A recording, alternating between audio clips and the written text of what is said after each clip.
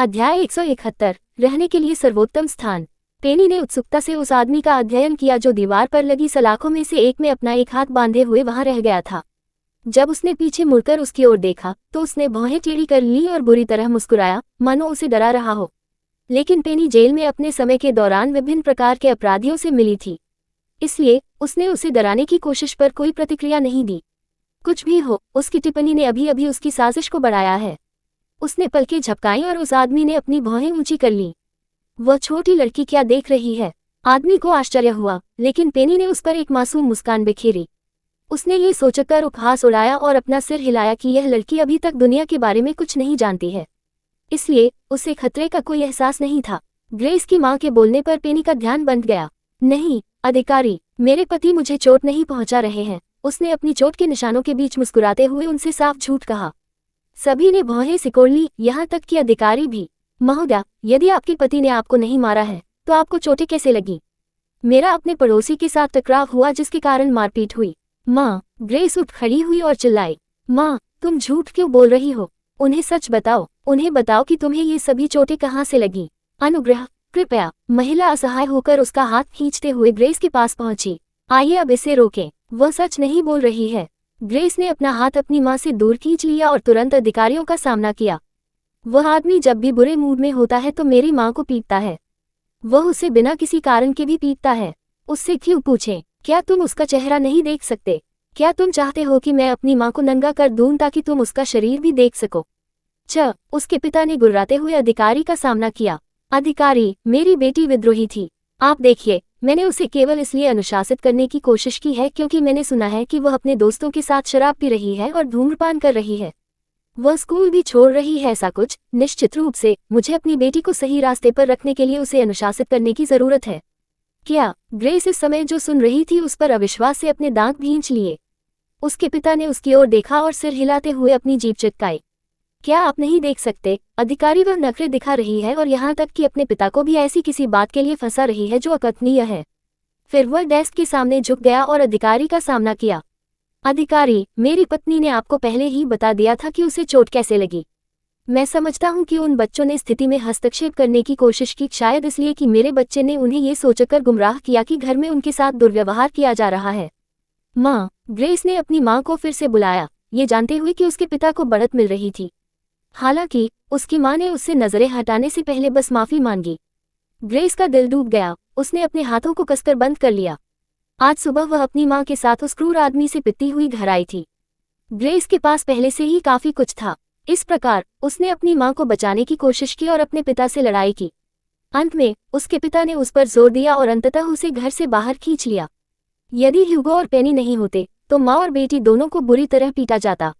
ज्यादा बुरा, उसे बाहर रहना पड़ा जबकि उसके पिता घर के अंदर उसकी मां को पीटते थे। फिर भी उसकी मां ने ग्रेस के लिए खड़े होने की हिम्मत भी नहीं की। इसके बजाय वह सभी को ये सोचने पर मजबूर कर रही थी कि ग्रेस झूठ बोल रही है। अधिकारी ने गंभीरता से महिला की ओर देखते हुए आह भरी। मैडम, क्या आप निश्चित हैं? उसका चेहरा नहीं देख सकते? ह्यूगो हताशा में फूट फूट कर रोने लगा। आप अभी भी उससे क्यों पूछ रहे हैं? क्या आप उसे गिरफ्तार नहीं कर सकते? जब चार्ल्स ने ग्रेस की ओर देखा तो उसके पिता ने अपना गला साफ करते हुए खर्राटा लिया। अधिकारी ने कहा, दुर्भाग्य से जब तक कोई रिपोर्ट नहीं बन जाती तब तक हम कुछ नहीं कर सकते। मैं रिपोर्ट करूंगा। ग्रेस ने उसकी छाती पर थप्पड़ मारा। मैं इसकी रिपोर्ट करूंगा, जरूर, लेकिन हम अभी भी आपके पिता को गिरफ्तार नहीं कर सकते। अधिकारी ने आह भरी। क्यों? क्योंकि हमें पहले जांच करनी होगी। हम बिना किसी संभावित कारण के लोगों को गिरफ्तार नहीं कर सकते। आखिरकार आपके पिता ने जो कहा वह सच भी हो सकता है। हम कहानी का सिर्फ एक पक्ष नहीं सुन सकते। बकवास। ग्रेस फूट फूट कर रोने लगी और उसके पिता ने तुरंत ही इसका इस्तेमाल उसके खिलाफ कर दिया। देखो अधिकारी, यही कारण है कि इस लड़की को अनुशासित करने की आवश्यकता है। मुझे और मेरी पत्नी को हर दिन इसी स्थिति से गुजरना पड़ता है। उसका झूठ और स्वभाव पागलपन भरा है। किशोर, ओह कैसा सिरदर्द है। आप। ग्रेस ने अपने दांत भींच लिए, लेकिन तभी रुकी जब ह्यूगो बोला। मेरा क्या? ह्यूगो ने पूछा, और जो कुछ भी उसने सुना उससे वह निराश हो गया। क्या मैं रिपोर्ट दर्ज करा सकता हूँ? उसने मुझे लगभग चोट पहुंचाई। हाँ, आप कर सकते हैं, लेकिन फिर भी उसे गिरफ्तार नहीं किया जाएगा। हम फिर भी एक रिपोर्ट दर्ज करेंगे। चार्ल्स ने गंभीरता से टिप्पणी की। उन्हें आश्चर्य नहीं हुआ कि अधिकारी उस व्यक्ति को गिरफ्तार नहीं कर सके। वह कानून और हर चीज की उचित प्रक्रिया से भली भांति परिचित थे। इसलिए भले ही यह क्रोधित करने वाला था, वह जानता था कि वह कुछ नहीं कर सकता, भले ही उसने अपना पैसा फेंक दिया हो। अधिकारी ने सिर हिलाया। ठीक है, ये फाइलें हैं, बस यहाँ रिपोर्ट लिखें और जांच शुरू होने पर हम आपको बताएंगे। ह्यूगो ने अनिच्छा से अपने पिता की ओर देखते हुए रिपोर्ट फाइल स्वीकार कर ली। हालांकि चार्ल्स केवल क्षमाप्रार्थी दृष्टि से ही उत्तर दे सका। यहाँ तक कि हेन्स को भी अपना गुस्सा दबाना पड़ा क्योंकि वह केवल उस आदमी को घूरकर देख सकता था। अधिकारी ने जो कहा उससे किसी और को नहीं बल्कि अपराधी को तसल्ली हुई। हे, ग्रेस के पिता ने हंसते हुए अपनी पत्नी के कंधे पर अपना हाथ फैलाया। जब ग्रेस ने उसकी ओर देखा तो वह मुस्कुराने लगा। ग्रेस की आंखें कड़वाहट से भर गईं। जब उसने दूसरी ओर देखा तो वह गुस्से से चिल्ला रही थी। इस बीच एलिसन और पेनी किनारे से ये देख रहे थे और अविश्वास में थे। क्यों, क्या वह ऐसे ही झूठ बोलेगी? एलिसन ने अपनी पत्नी को घूरते हुए दम तोड़ दिया। पेनी ने बेंच पर दूसरे अपराधी को देखने से पहले अपनी मां की ओर देखा। वह उसकी ओर मुड़ी। उसने देखा कि वह जोड़े को घूर रहा था और फिर पुलिस को उपहास भरी निगाहों से देख रहा था और वे उसे इससे दूर जाने देंगे। पेनी का दिल कड़वाहट से भर गया, जिससे अपराधी की नजर उस पर पड़ी। पेनी की आंखों में कड़वाहट देखकर उसने भौहें सिकोड़ लीं। पेनी से दूर देखने से पहले उसके होठों से एक हल्की सांस फिसल गई। क्या इस देश में रहना अच्छा नहीं है? ये काउंटी रहने के लिए सबसे अच्छी जगह है, यदि आप अपराधी हैं। ठीक है, अधिकारी। अध्याय 172। मुझे धमकाया जा रहा है। क्या इस देश में रहना अच्छा नहीं है? ये काउंटी रहने के लिए सबसे अच्छी जगह है, यदि आप अपराधी हैं। ठीक है, अधिकारी। जिस पागल आदमी को उन्होंने झगड़े के दौरान गिरफ्तार किया था वह पागलों की तरह तब तक हंसता रहा जब तक कि कुछ अधिकारी उसे कहीं और नहीं ले गए। घसीटे जाने पर भी उसने पत्नी और कायपति के प्रति अपनी निराशा व्यक्त की जो केवल महिलाओं से लड़ सकता था। ग्रेस ने अपने भींचे हुए दांतों से अपनी जीभ चिपकाए और अपने माता पिता पर कटार घुमाई। तुम बिल्कुल एक जैसे हो। जैसे ही आखिरी अक्षर उसकी जीभ से बाहर निकला वह भारी मन से भाग गई। ग्रेस इतनी तेजी से भागी कि कोई आलसी पुलिस अधिकारी उसे रोक नहीं सका। वह सिर्फ नाटकीय हो रही है, उसके पिता ने तिरस्कारपूर्वक हाथ हिलाते हुए कहा। उसकी परवाह मत करो, वह घर आएगी। ह्यूगो, चार्ल्स और हेन्स इस बात से खुश नहीं थे कि यह आदमी थोड़ा सा भी पछतावा कैसे नहीं दिखाएगा। हालांकि रिपोर्ट लिखने के बाद अधिकारियों ने उन सभी को ऐसे ही जाने दिया। ये हर किसी के लिए निराशाजनक अनुभव था और एक तरह से यह अनुभव उनके दिलों में धंसी हुई किरच की तरह होगा। तारांकन, तारांकन, तारांकन। जब वे स्टेशन से बाहर निकले तो बेनेट परिवार सभी से मिलने के लिए चौक पर लौट आया। शुक्र है चार्ल्स ने इतनी जल्दी हेन्स और एलिसन को सचेत कर दिया ताकि घबराहट न हो। एलिसन ये सुनिश्चित करने के लिए एटलस और स्लेटर के साथ रहे कि हर कोई घबरा न जाए, जबकि चार्ल्स और हेन्स पेनी और ह्यूगो की तलाश कर रहे थे। इसलिए जब वे लौटे तो उन्हें क्लब के मिशन की सफलता का जश्न मनाना था। ऐसा अभिनय करना जैसे कि कुछ हुआ ही नहीं एक ऐसा कौशल है जो उच्च वर्ग के कई लोगों ने सीखा है, जो बताता है कि कैसे बेनेट्स ने तुरंत अपने चेहरे पर मुस्कान ला ली। लेकिन जब चैरिटी कार्यक्रम समाप्त हुआ और वे घर जा रहे थे, स्लेटर और एटलस ने ह्यूगो को यह न बताने के लिए परेशान किया कि वह पेनी के साथ कब निकला था। दंपत्ति पेनी और ह्यूगो ने अन्य बच्चों को अनावश्यक रूप से चिंता न करने का निर्णय लिया, इसलिए उन्होंने विस्तार से नहीं बताया कि वास्तव में क्या हुआ था। पेनी, इस तरह फिर से गायब मत हो जाना, स्लेटर ने घर पहुंचने के बाद पेनी के शयनकक्ष में आराम से बैठे हुए दोहराया। क्या आप जानते हैं हम कितने चिंतित थे? पेनी ने अपने पालतू जानवरों के साथ बिस्तर से उसकी ओर देखा जबकि स्लेटर दरवाजे के पास खड़ा था। क्षमा मांगना पेनी, सचमुच कुछ नहीं हुआ, उसने संदेह से पूछा। आप, माँ और पिताजी, अंकल हेन्स और यहाँ तक कि दूसरा भाई भी आपके वापस आने के बाद से अजीब व्यवहार कर रहे थे। वास्तव में क्या हुआ था? ठीक है, उसने अपनी ठुड्डी रगड़ी, ये सोचते हुए कि वह अपने अन्य भाइयों को न बताने के लिए सहमत हो गई ताकि उन्हें चिंता न करनी पड़े। जो हुआ वह पहले ही हो चुका था। पेनी ने अपेक्षा से अधिक समय तक स्लेटर का आकलन करते हुए कहा। तीसरे भाई, अगर किसी तरह आपके गुंडों को किसी शिक्षक या प्रधानाध्यापक ने आपको धमकाते हुए पकड़ लिया तो क्या आप उन्हें सच बताएंगे? या आप चुप रहेंगे और इससे इनकार करेंगे? पेनी, क्या हम इस बारे में फिर से बात कर रहे हैं? मैंने अभी तक तय नहीं किया है कि क्या करना है, उसने भौहें चढ़ा ली, यह मानते हुए कि यह पेनी का उसे अपने माता पिता के सामने सफाई देने के बारे में याद दिलाने का तरीका था। यह मेरा इरादा नहीं है, मुझे बस ये जानने की उत्सुकता है कि पीड़ित अपने दुर्व्यवहार करने वालों से इनकार क्यों करेंगे और उनकी रक्षा क्यों करेंगे, क्योंकि ऐसा तब होता है जब आपके साथ लंबे समय तक दुर्व्यवहार किया जाता है। आपकी आत्मा टूट जाती है और आप किसी तरह मान लेते हैं कि यह आपकी गलती है। क्या तुम ऐसे हो? मुझे इतनी देर तक धमकाया नहीं गया, लेकिन मैंने कुछ लोगों को देखा है, उन्होंने लापरवाही से समझाया। कीथ ने मुझे केवल तभी चुना जब मैंने उसे मना कर दिया, तब से उसने मुझे निशाना बनाया और हमारे परिवार के उनके परिवार के साथ संबंध वास्तव में अच्छे नहीं हैं।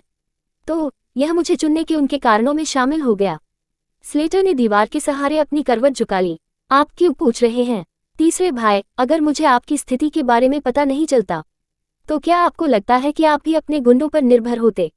किसी कारणवश उसके प्रश्न का उत्तर न दे पाने के कारण उसकी सांसें रुक गईं। यदि पेनी के लिए नहीं। ऐसा नहीं था कि स्लेटर को नहीं पता था कि पेनी ने उसके जीवन को आसान बनाने के लिए क्या किया है। उसने पहले कभी इसका उल्लेख नहीं किया, नहीं उसने इसके लिए श्रेय मांगा।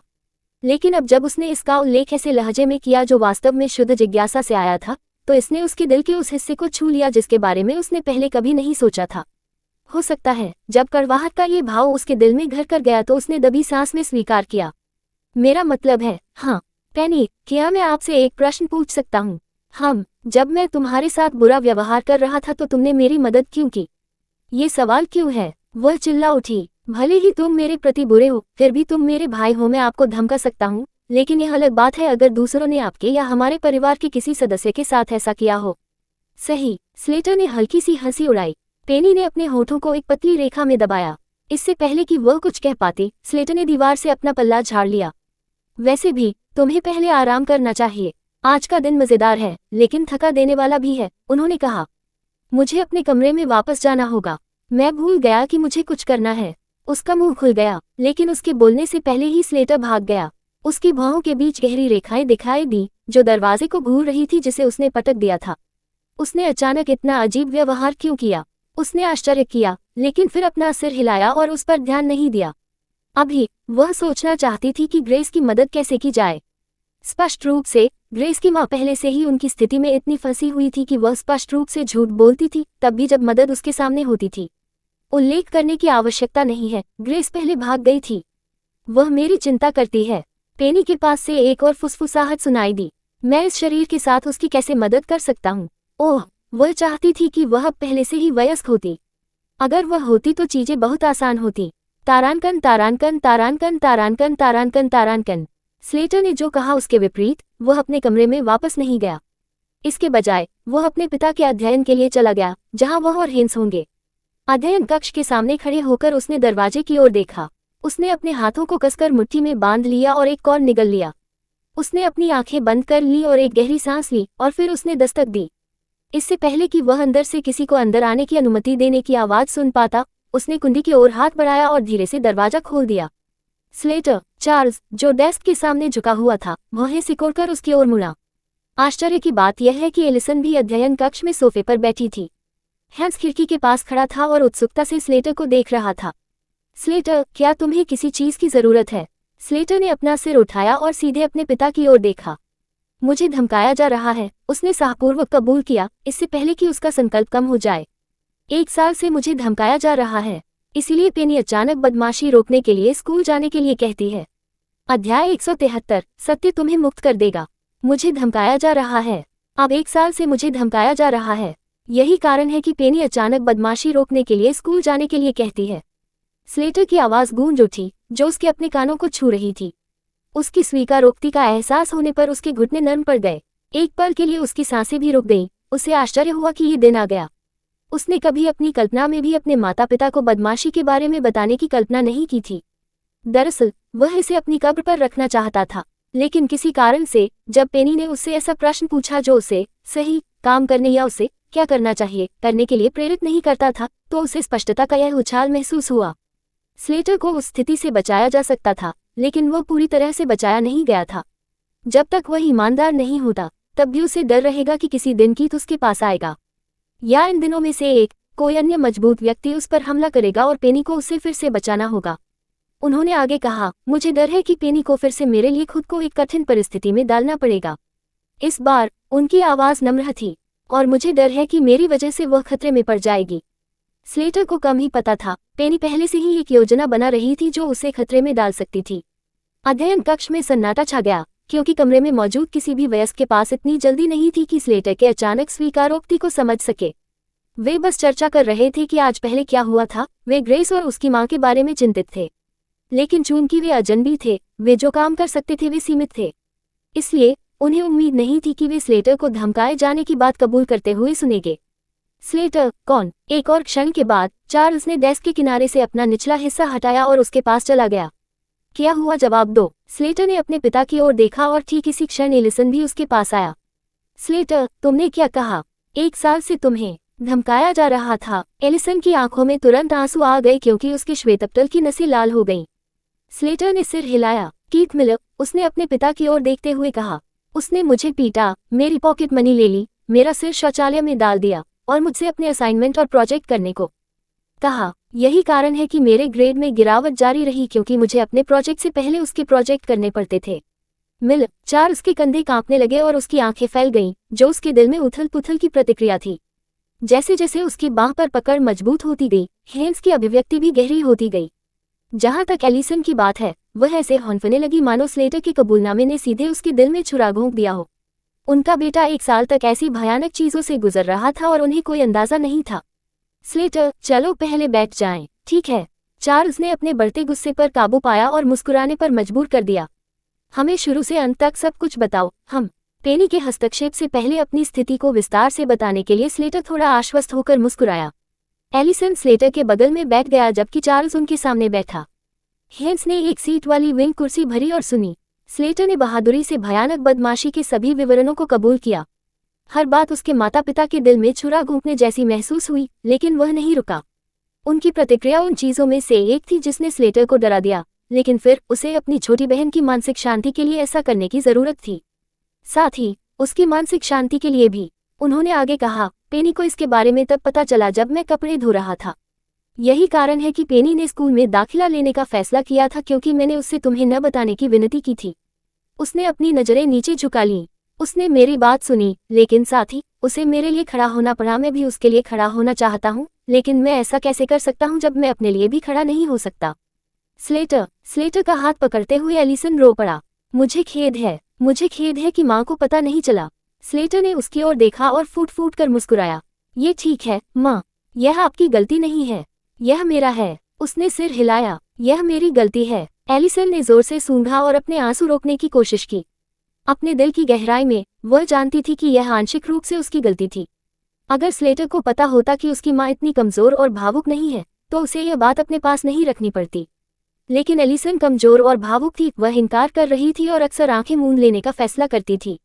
यदि वह इतनी कमजोर न होती, यदि वह जैसा की तरह ही स्पष्टवादी होती, तो स्लेटर को इतने लंबे समय तक पीड़ा नहीं झेलनी पड़ती।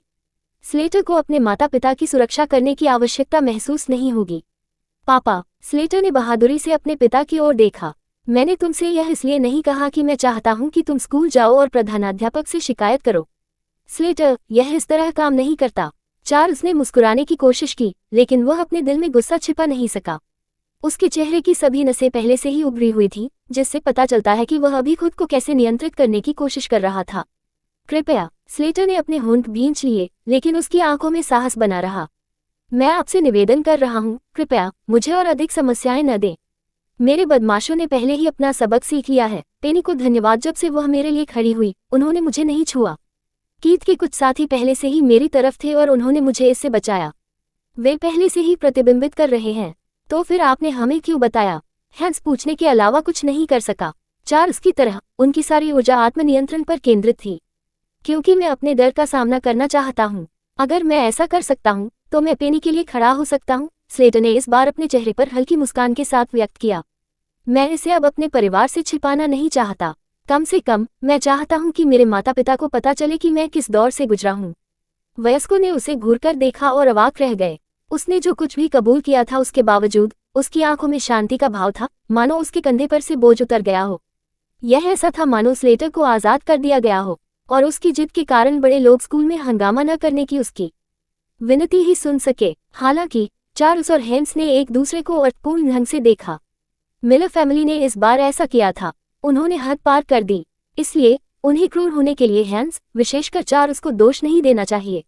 अध्याय 174 सीखना सभी के लिए जारी है। इस बीच घर पहुंचते ही ह्यूगो अपने कमरे में रुक गया। जब से वे स्टेशन से निकले, उसका मन उस परिवार पर अटक गया था जिसका उसे सामना करना पड़ा था।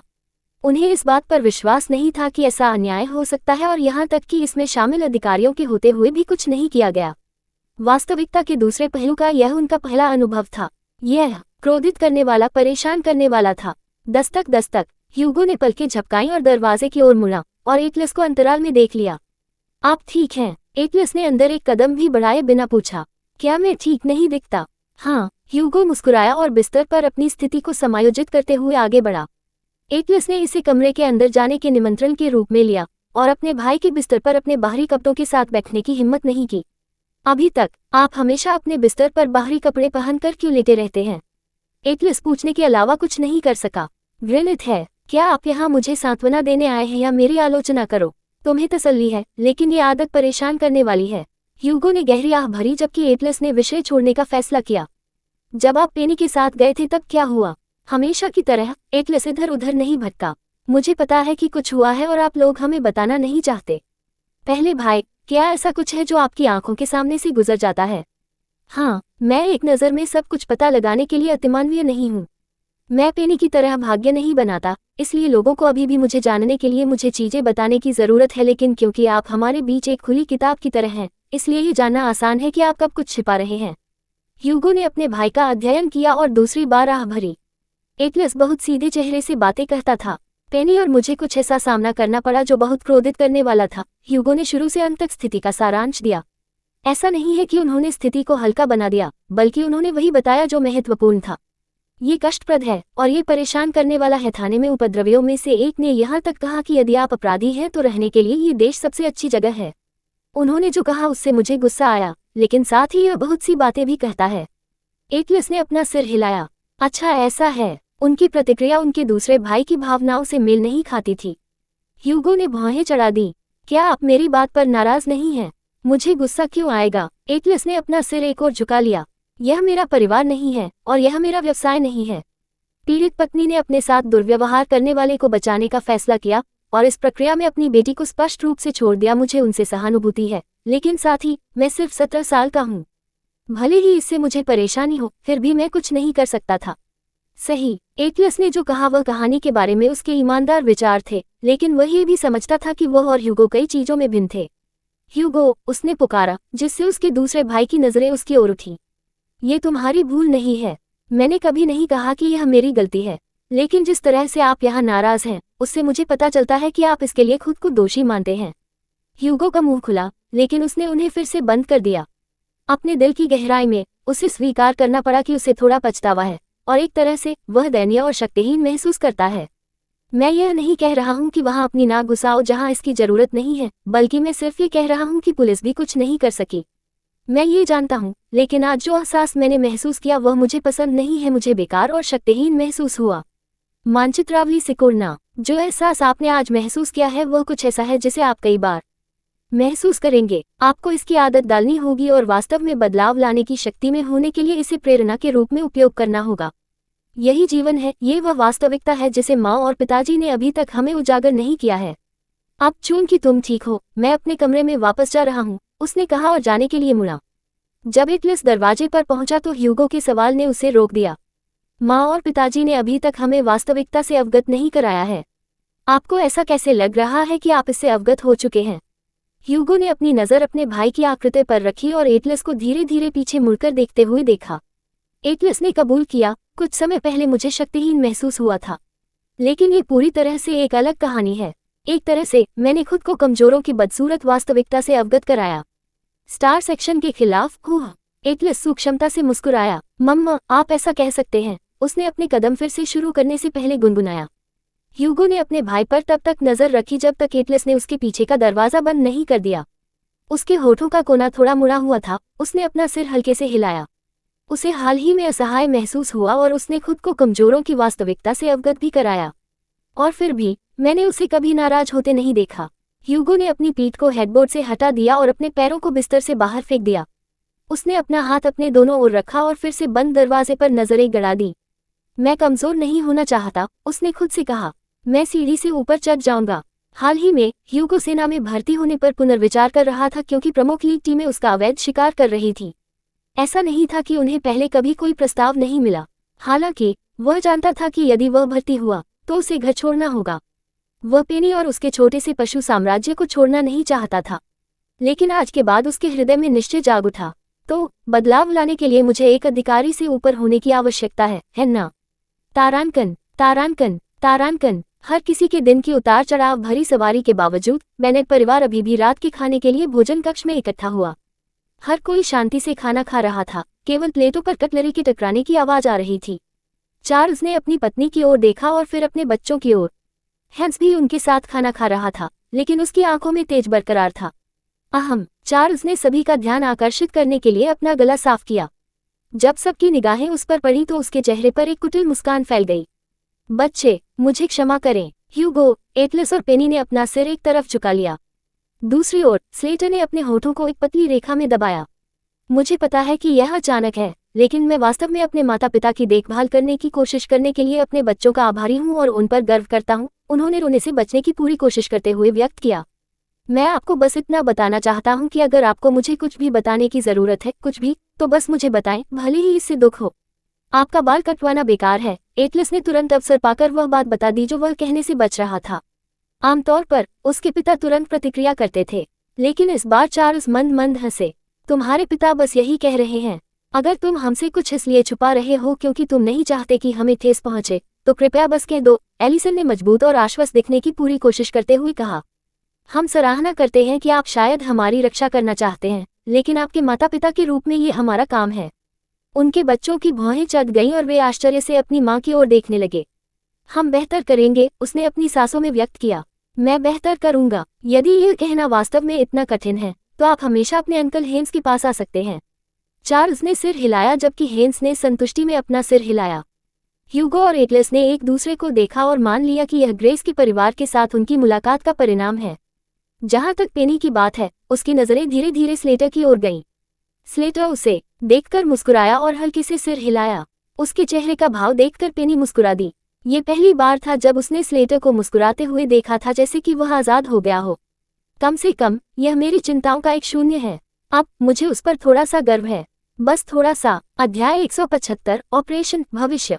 पेनी रुकी और उसने उत्सुकता से अपना सिर झुकाते हुए पीछे देखा। एटलस उसकी दिशा में देखते हुए मेज़ानाइन में खड़ा था। यह क्या है? उसने पूछा जब नजरें मिलने के बाद भी उसने कुछ नहीं कहा। धन्यवाद, उसकी भौहें बुन गईं। के लिए किताब की सिफारिश, उनका उत्तर था, यह मानते हुए कि पेनी पहले ही इसका पता लगा लेगी। इसमें काफी देर हो सकती है, लेकिन धन्यवाद। आह, वह मुस्कुराए। कोई बड़ी बात नहीं। और पेनी ने तुरंत उसकी ओर पीठ कर ली और अपने शयन कक्ष में चली गई। उद्धरण चिन्ह ... उद्धरण चिन्ह। एटलस ने उसकी पीछे हत्ती आकृति को देखा और भौहें सिकोड़ लीं। क्या मैंने उसे बहुत देर से धन्यवाद दिया? एक और गहरी सांस उसके होठों के पास से गुजरी और उसकी आंखें उसके चित्र पर टिक गईं। वह फिर से उदासीन हो रही है। पेनी गर्म और ठंडी जैसी थी। कुछ दिनों में वह सराहना करती थी, लेकिन अधिकांश समय वह उदासीन रहती थी। श्रेय लेते समय वह विशेष रूप से लापरवाह थी, जिससे किसी को आश्चर्य होता था कि क्या उसे उस व्यक्ति में कोई दिलचस्पी नहीं थी या यदि उसे कोई परवाह नहीं थी। टस्क। एटलस ने अपनी नाक पर चुटकी ली और सिर हिलाया और अपने कमरे में चला गया। मुझे लगता है कि मुझे और प्रयास करने की जरूरत है। मौखिक होना एटलस की सबसे बड़ी समस्याओं में से एक थी। ये सोचना कि हर किसी को चीजें तब भी पता होनी चाहिए जब कहा नहीं जा रहा हो। कम से कम उसे उम्मीद थी कि लोग स्वाभाविक रूप से पूछेंगे कि क्या उन्हें कुछ समझ में नहीं आया, क्योंकि वह उन चीजों पर भी प्रश्न पूछेंगे जिन्हें वह स्वयं नहीं समझ सकते थे। लेकिन उसकी छोटी बहन के लिए ये और भी मुश्किल लग रहा था, क्योंकि पेनी उस क्षेत्र में उससे भी बदतर लग रही थी। इससे भी बदतर, लेकिन बुरे तरीके से नहीं। तारांकन, तारांकन, तारांकन। इस बीच पेनी को एटलस की सराहना से कोई फर्क नहीं पड़ा और वह जल्दी ही इसके बारे में भूल गई। उसका मन किसी और चीज पर ज्यादा केंद्रित था। जब पेनी अपने कमरे में वापस आई तो वह जल्दी से अपनी अलमारी की ओर भागी और अपना छोटा बैंगनी बैग निकाला। उसने सिर हिलाते हुए एक बार फिर सामग्री की जांच की। उसके बाद वह एक जोड़ी काले कपड़े की ओर बढ़ी। उसने जल्दी से अपना पाजामा बदलकर अपना काला सूट पहन लिया, लेकिन अफसोस, उसे एहसास हुआ कि यह उसे फिट नहीं हो सकता। आह आह, आउच। पेनी ने पैंट ऊपर उठाते हुए छलांग लगाई, लेकिन कोई फायदा नहीं हुआ। यह उसकी जांघ से चिपक गया। फुल बॉडी दर्पण के सामने खड़े होकर उसका चेहरा निराशा से मुड़ गया। क्या मैंने इसे कल ही नहीं खरीदा? वह ये सोचकर हौंफने लगी कि उसने इसे कल भी फिट किया था। यह अभी कैसे फिट नहीं होगा? उसके चेहरे पर निराशा फैल गई, ये सोचकर कि उसका वजन हर दिन बहुत अधिक बढ़ रहा है। या ऐसा इसलिए था क्योंकि उसने अभी अभी रात का खाना खाया था। इससे पहले कि वह अनिच्छा से अपनी जासूसी पोशाक उतारती, उसकी एक गहरी आह निकल गई। पूरी पोशाक के साथ सुपरहीरो का किरदार निभाना कितना अच्छा रहेगा। यह मूर्खतापूर्ण है, उसने बुदबुदाया और हार मान ली। कुछ सामान्य आउटडोर कपड़े निकाले और उन्हें आसानी से पहन लिया। फिर उसने अपने बाहरी कपड़ों के ऊपर अपना पाजामा पहन लिया, ये जानते हुए कि खेद व्यक्त करने की अपेक्षा सुरक्षित रहना कहीं बेहतर है। उसकी माँ उसकी या किसी की भी जांच कर सकती है, चाहे वह कोई भी हो। अगर वह पजामा में नहीं होती तो उन्हें निश्चित रूप से यह संदिग्ध लगता। पेनी के पास एक योजना थी। वह आज रात चैन से सो नहीं सकी, ये जानते हुए कि ग्रेस खतरे में है। यह उसका व्यवसाय नहीं था, लेकिन उसके लिए वह किसी न किसी तरह ग्रेव को बचाना चाहती थी। बिस्तर पर लेटकर पेनी अपनी पीठ के बल लेट गई और कुछ देर आराम किया। अगर मैं ग्रेस को बचा सकती हूँ तो मैं इस परिवार को इसके आत्मविनाश से बचा सकती हूँ, उसने ऊंची छत की ओर घूरते हुए बड़बड़ाया।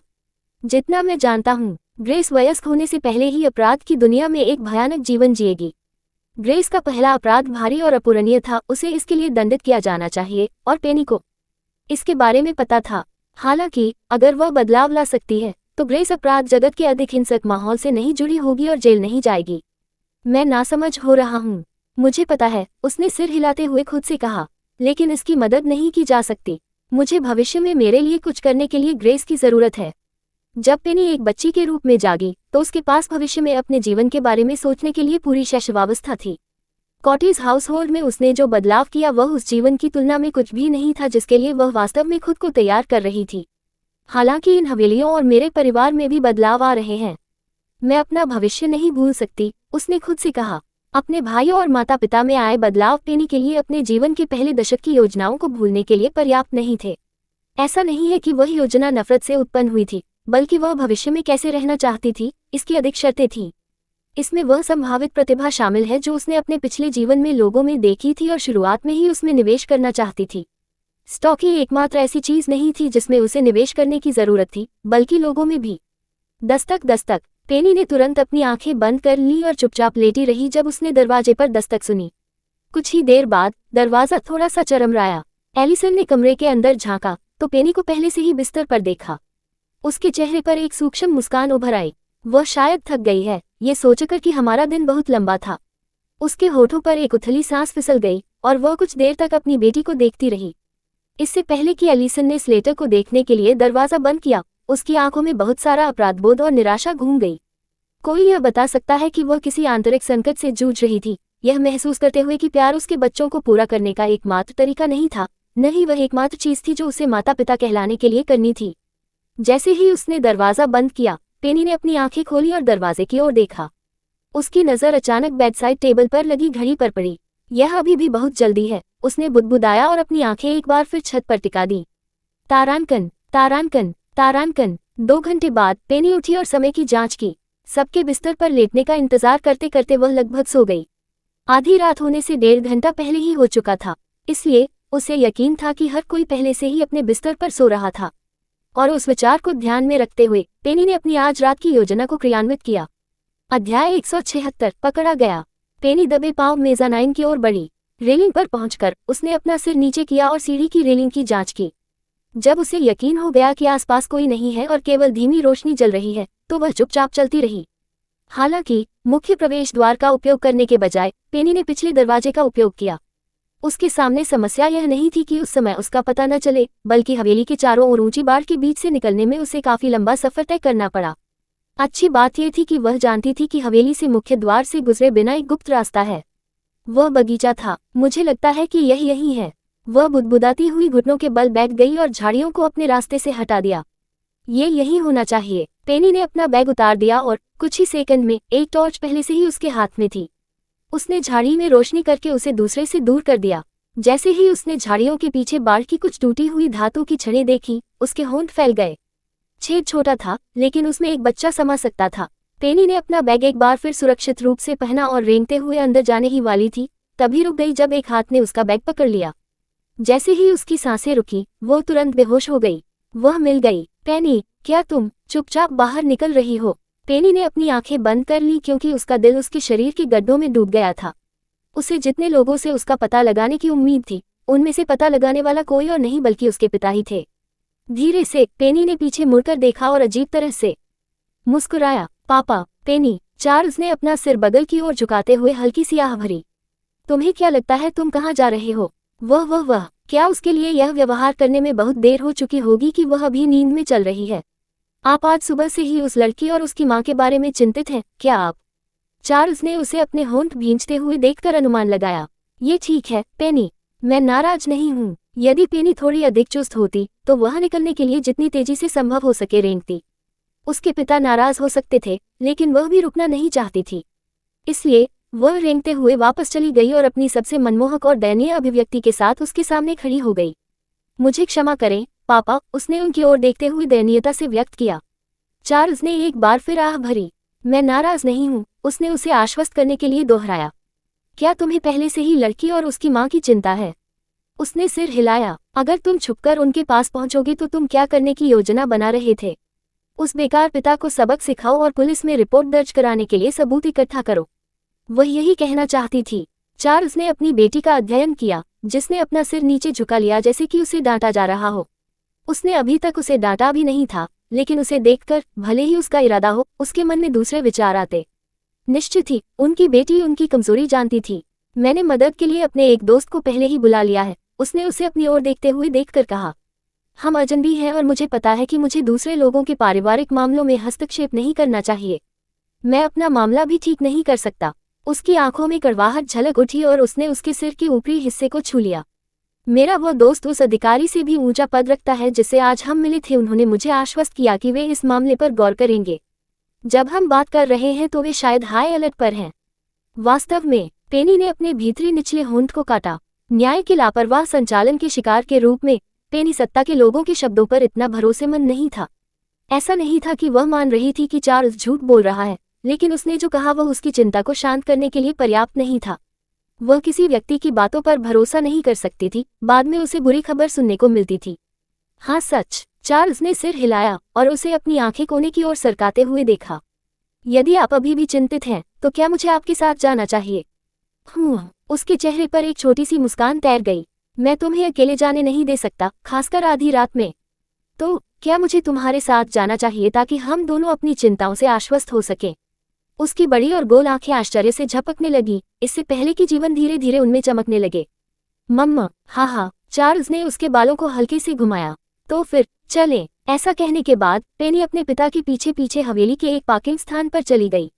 तारांकन, तारांकन, तारांकन। रास्ते में पेनी अपने पिता की ओर देखने के अलावा कुछ नहीं कर सकी, जो गाड़ी चला रहे थे। उसके होंठ एक पतली रेखा में खींचे हुए थे, जिससे उसकी आंखें खिड़की पर टिकी हुई थी। घंटों पहले उसे यकीन था कि वह खुद ही चुपचाप बाहर निकल जाएगी और डिस्ट्रिक्ट 10 में चली जाएगी। किसने सोचा होगा कि अंत अलग होगा? पापा, आप बाहर क्यों हैं?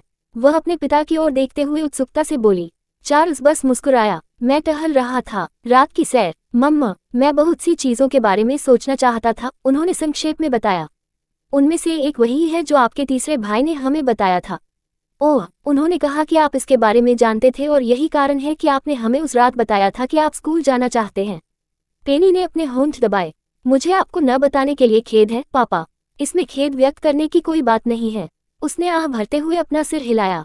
आपने वही किया जो आप सही समझते हैं, और मुझे शर्म आती है कि मुझे इसके बारे में कुछ भी नहीं पता था।